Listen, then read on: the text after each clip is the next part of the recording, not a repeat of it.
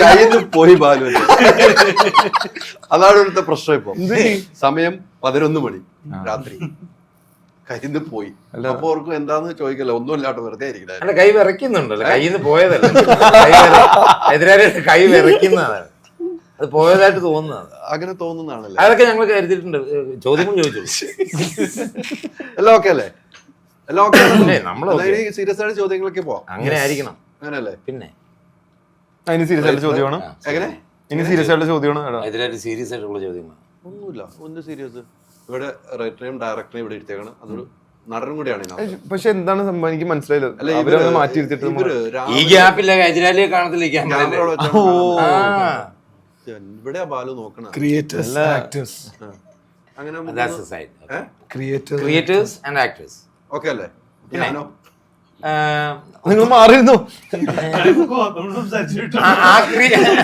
നിങ്ങളോ ആ ക്രിയേറ്റർ?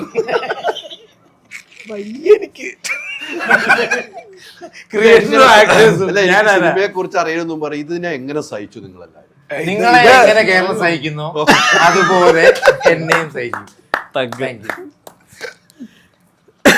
അങ്ങനെ കൈ കൊടുക്കാൻ പോയാൽ പിന്നെയും വരേണ്ടവരുണ്ട്. എല്ലാ അവസാനം കൊടുക്കാം. ഇതെല്ലാം ഒരുമിച്ച് അവസാനം കൈ കൊടുക്കുന്നതായിരിക്കും നല്ലത്. എന്തായാലും സുമതിയോള് നല്ലൊരു സിനിമ വളരെ പ്രതീക്ഷയോട് കാത്തിരിക്കുന്നു നമ്മളെല്ലാവരും. ഞാൻ വേറെ നമ്മുടെ സുമതിമാരുടെ ഇന്റർവ്യൂ എടുത്തപ്പോൾ അവർ പറഞ്ഞല്ലോ, അവരും പല കഥകൾ കേട്ടിട്ടുണ്ട്. ബാലു ഇന്നാൾ അവരെ കൊണ്ടായ സുമതിയോട് കാണിക്കാൻ ഇപ്പം ഒരു ഓഡിയോ ഇട്ട് പേടിപ്പിച്ചു. നമ്മളെല്ലാരും കൂടി അഭിലാഷ് അങ്ങനെ ഒത്തിരി സംഭവങ്ങൾ ഉണ്ടായ ഒരു സിറ്റുവേഷൻ അവരുടെ ലൊക്കേഷൻ ജീവിതമൊക്കെയാണ് പറഞ്ഞത്. ഈ കഥ എഴുതുമ്പോൾ അഭിലാഷ് എത്ര നാളത്തെ ഒരു ഈ സുമതി വളവിനെ കുറിച്ച് നമ്മളൊക്കെ കേട്ടിട്ടുണ്ട്. ഞാൻ തിരുവനന്തപുരത്ത് വർക്ക് ചെയ്തുകൊണ്ട് ഞാൻ അവിടെ പോയിട്ടുണ്ട്. ഈ കഥ എഴുതുമ്പോൾ എത്ര നാളത്തെ ഒരു പരിശ്രമം ഉണ്ടായിരുന്നു? കഥ എഴുതിയത് എനിക്ക് 2019 ഞാൻ ആദ്യമായിട്ട് ഈ കഥ അർജുനോട് പറയുന്നത്. അർജുൻ വിഷ്ണുവിടെ അതിന് മുന്നേ ഞങ്ങൾ ഡിസ്കസ് ചെയ്തിട്ടുണ്ട്. അപ്പോൾ അന്ന് ഇതിൻ്റെ ഒരു ടോട്ടാലിറ്റി ഇതല്ലായിരുന്നു, മൊത്തത്തിൽ ഒരു ഫ്രെയിം മാത്രമേ ഉള്ളൂ. അന്ന് കഥ കേട്ട് അവൻ ഭയങ്കര അന്ന് വേറൊരു സ്റ്റൈൽ കാലഘട്ടത്തെ പരിപാടി. സോറി, അച്ഛൻ്റെ സൗണ്ട് ആക്ച്വലി പറഞ്ഞത് ആ ഒരു കാലഘട്ടത്തിലെ സമയത്ത് അങ്ങനെയല്ലേ പറഞ്ഞോളൂ. ആരെങ്കിലും പറഞ്ഞു കൊടുക്കണമല്ലോ. ഞാനായല്ലോ, ഞാൻ വേണേ പറയാം.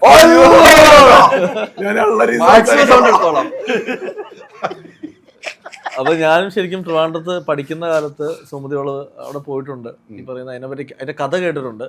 പിന്നെ നമ്മൾ സിനിമയിലെത്തിയപ്പോൾ ഒരു ആഗ്രഹം, അങ്ങനെ ഒരു മിത്ത് സിനിമയായി കാണണമെന്ന്. അപ്പോൾ മാളികപ്പുറം കഴിഞ്ഞപ്പോൾ വിഷ്ണു ഞാനും ഞങ്ങൾ അടുത്ത പടം ഏത് ചെയ്യണമെന്ന് തീരുമാനിക്കുമ്പോൾ ഇതിന്റെ പുതിയൊരു ഫോം എഴുതാം എന്ന് തീരുമാനിക്കുന്നു. അങ്ങനെ ആ ഡിസ്കഷനിലാണ് ഒരു തവണ അർജുൻ എൻ്റെ അടുത്ത് പറയുന്നത്, ഇത് ആദ്യമായിട്ട് നമുക്കിത് എന്തുകൊണ്ട് ഒരു 90s വൈബ് പിടിച്ചുകൂടാ. അതിൻ്റെ മെയിൻ കാരണം ഇന്നത്തെ ടെക്നോളജിയൊക്കെ ഒഴിവാക്കിക്കൊണ്ട് ഉള്ളൊരു കാലഘട്ടത്തിൽ ഈ കഥ പറഞ്ഞാൽ കുറച്ചും കൂടെ ഭംഗിയാവില്ല. അങ്ങനെ ഒരു തോട്ടിൽ നിന്നാണ് ഇത് 90s കഥ പറയാം എന്ന് വരുന്നതും മണിച്ചത്താഴൊക്കെ അത് ആഡ് ഓൺ ആയി വരുന്നതും മറ്റു സംഭവങ്ങൾ. അപ്പം എഴുതി കഴിഞ്ഞപ്പോഴത്തേക്ക് ശരിക്കും പറഞ്ഞാൽ ഇത് പെട്ടെന്ന് ചെയ്യണമെന്നൊരു ആഗ്രഹം തോന്നി. അങ്ങനെ ഇതൊരു വലിയ പ്രൊജക്റ്റാണെന്ന് അറിയാം, വലിയ ബഡ്ജറ്റിൽ ഒരുക്കണമെന്നും അറിയാം. അപ്പം മാളികപ്പുറത്തിൻ്റെ ഒരു സക്സസ് ഞങ്ങളെ ഗുണം ചെയ്തു. ഞങ്ങൾക്ക് സപ്പോർട്ടായിട്ട് പ്രൊഡ്യൂസേഴ്സ് വരുന്നു, മുള്ളിച്ചേട്ടൻ വരുന്നു, പ്രൊഡ്യൂസർ വരുന്നു.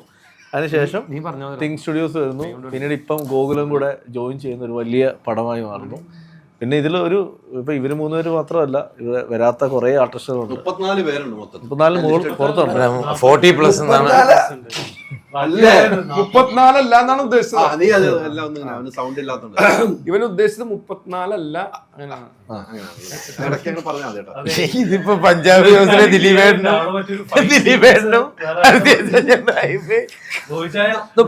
പഞ്ചാബി ഹൗസ്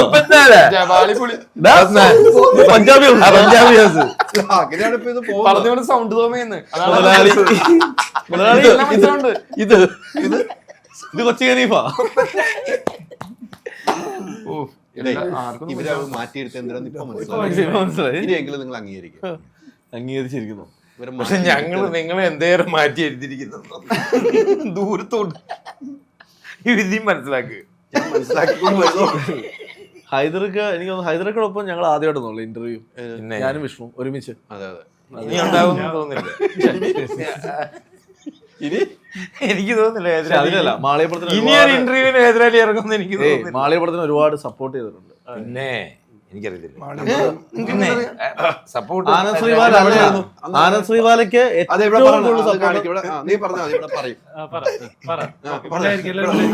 ആനന്ദ് പറഞ്ഞു. മലപ്പുറം മാത്രല്ല മാളികപ്പുറം മാത്രമല്ല ആനന്ദ് ശ്രീബാലയും ഇതൊക്കെ help സപ്പോർട്ട് ചെയ്തിട്ടുണ്ട്. ഇവന് മനസ്സിലായി, എന്നിട്ട് ഇങ്ങനെ മനസ്സിലായില്ല. ഈ പൊട്ട മനസ്സിലുണ്ട്, ഈ പൊട്ട മനസ്സിലായി. ഇന്ന് മൊത്തം ഈ പുട്ട് മനസ്സിലായി, ഒറിജിനൽ പുട്ട് മനസ്സിലായി. ആ അപ്പൊ ഇന്ന് മൊത്തം ഇങ്ങനെ ഇരിക്കാനാണ് ഉദ്ദേശം. അല്ലല്ല ഞങ്ങളുണ്ട് കൂടെ. അതിലതൊന്നുമില്ലേ, നമ്മള് We are there. മുകേഷ് ചേട്ടന്റെ ഫോണിന്റെ mic ഇട്ടു. ശ്രാവൺ ഇതിൽ അഭിനയിച്ചിട്ടുണ്ടോ? ഉണ്ടല്ലോ. അപ്പം മുകേഷ് ചേട്ടൻ എന്തായാലും ആ സ്നേഹം എന്നോട് കാണിക്കാതിരിക്കില്ലല്ലോ. വരുമെന്നുള്ള അല്ല, by the way, ഒരു കാര്യം നാളെ വിട്ടുപോയി. ശ്രാവൺ എവിടെ? പ്രോഗ്രാം നേരത്തെ ഫിക്സ് ചെയ്തേക്കുന്നത്. പ്രോഗ്രാം ഞാൻ ഇൻഫോം ചെയ്തതാണ് നാളെ ഈ പ്രോഗ്രാം. അല്ലേ? തീർച്ചയായിട്ടും ഉറപ്പായിട്ടും തീർച്ചയായിട്ടും. കൊണ്ടുപോകും. അല്ല, അഭിലാഷ് അങ്ങനെ ടെൻഷൻ എടുക്കുന്ന അഭിലാഷ് ഇതെന്താ ഇവിടെ കല്യാണം വീണു? അവര് മാറ്ററിന്നൊക്കെ പോയി. നിങ്ങള് ബാറ്ററിന്ന് പോയി. അല്ല, ഇതെന്താണ് ഇവിടെ? അല്ല, നിങ്ങള് വേറെ മാറ്റർ. പിന്നെ നമ്മള് മുകേഷ് ചേട്ടൻ മന്ന ആരും പറയത് മുകേഷ് ചേട്ടൻ അല്ല, അപ്പൊ എന്തായാലും ഞാൻ അയൽവക്കയുടെ ഷോയിലെ ഏറ്റവും അലമ്പ് ഷോ ഇതായിരിക്കും. ഇങ്ങനെ എല്ലാം സീരിയസ് ഇന്റർവ്യൂ വണ്ട് അലമ്പ്. ഇല്ല, 1-2 ഞങ്ങള് കൊടുത്തിട്ടുണ്ട്.